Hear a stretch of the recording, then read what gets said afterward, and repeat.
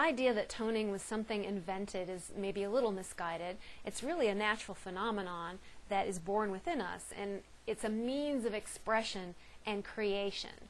And it's become affected or infected by the process of our domestication, and I'll talk about that in a little bit. You know, our ancestors, in their humility and their reverence for their natural world, recognized the tool that had been given them in the voice. They understood sound as a bridge between the visible and invisible.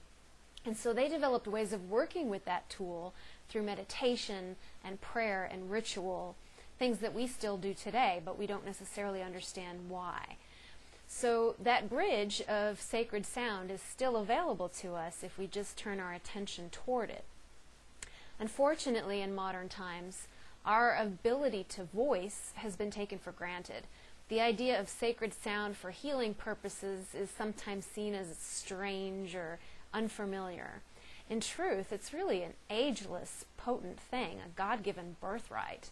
And once we understand that toning is ageless, that in the beginning was sound, we're not so surprised when we learn that many mythologies claimed that the universe began with sound, and not just the Bible, but Babylonian, Egyptian, Ethiopian, and other cultures as well.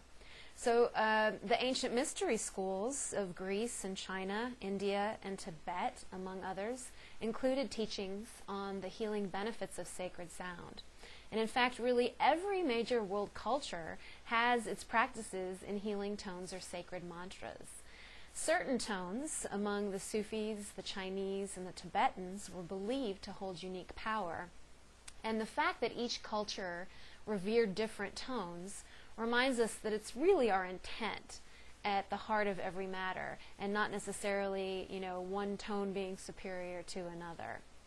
So today we use toning to relieve tension and emotion and pain, whether we're aware of it, that we're doing it or not.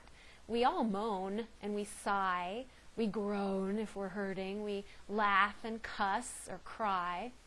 And these sounds produced through our bodies help to eliminate tension and emotion and pain.